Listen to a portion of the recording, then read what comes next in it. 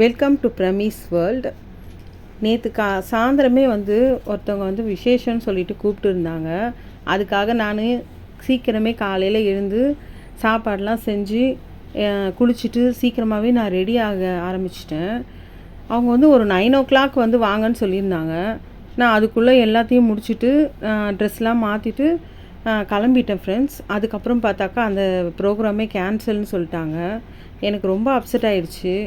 என்னடா இது அப்படின்னு சொல்லிட்டு, இருந்தாலும் நம்ம காலையிலே எழுந்து எல்லா வேலையும் முடிச்சிட்டோமே அப்படின்னு சொல்லிட்டு ஒரு பக்கம் கொஞ்சம் சந்தோஷமாக தான் இருந்தது.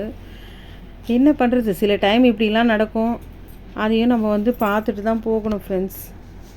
நான் அதுக்காக கொஞ்சம் ரிலாக்ஸ் பண்ணலான்னு சொல்லிட்டு பால்கனியில் வந்து பார்த்துட்டு இருந்தேன். இன்றைக்கி என்னன்னே தெரியல, வெயில் வந்து ரொம்ப கம்மியாக இருந்தது. வானெல்லாம் கொஞ்சம் இருட்டுற மாதிரி இருந்தது. கண்டிப்பாக இன்றைக்கி மழை வரதான் போகுதுன்னு நினச்சேன். ஆனால் பார்த்தா கடைசி வரைக்கும் மழையே வரல ஃப்ரெண்ட்ஸ். நம்ம நினைக்கிறது எதுவுமே நடக்க மாட்டேங்குது.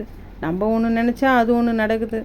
சரி, என்ன பண்ணுறது, அதையும் பார்த்துக்கலாம். என் பொண்ணு வந்து டிவியில் ஒரு சீரீஸ் பார்த்துட்டு இருந்தா, புதுசாக வந்திருக்குன்னு. சீரியல் வெயிடினா வைக்க மாட்டேன்ட்டா. சரி போடின்ட்டு நாங்கள் வந்து சாப்பாடு வந்து லஞ்சுக்கு சாப்பிட்லான்னு சொல்லி உட்காந்துட்டோம்.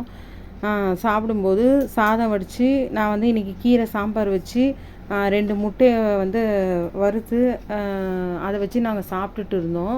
அப்படியே வந்து பின்னாடி படம் ஓடிட்டு இருந்தது, அதையும் பார்த்துக்கிட்டு இருந்தோம்.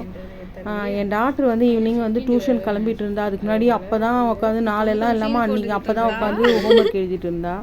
சரின்னு அவளை கூட்டிகிட்டு போயிட்டு நான் அப்படியே வந்து அவளை விட்டுட்டு பார்க்கில் வந்து கொஞ்சம் நேரம் வாக்கிங் போயிட்டு இருந்தேன்.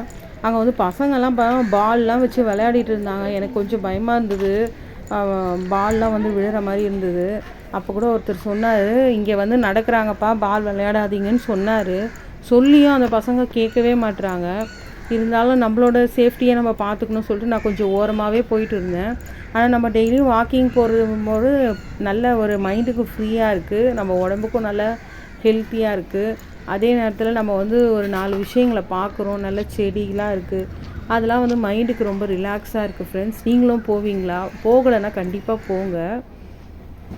நம்ம பொம்மை வந்து எப்போவுமே இந்த குட்டி பொம்மையை வச்சுட்டு தான் வந்து விளையாடிட்டு இருக்கோம். இது கூடவே படுக்கும். அது வந்து அதோட ஒரு பெட்டாக வச்சிட்ருக்குது அது. அதுக்கப்புறம் வந்து அதோட ஃப்ரெண்டு கிடையாது இது.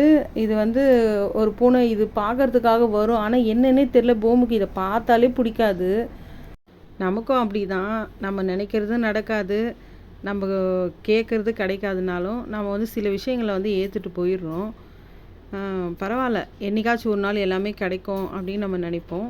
ஓகே ஃப்ரெண்ட்ஸ், இந்த வீடியோ பிடிச்சிருந்தால் லைக் பண்ணுங்கள், ஷேர் பண்ணுங்கள், கமெண்ட் பண்ணுங்கள், மறக்காமல் சப்ஸ்கிரைப் பண்ணுங்கள். பாய்.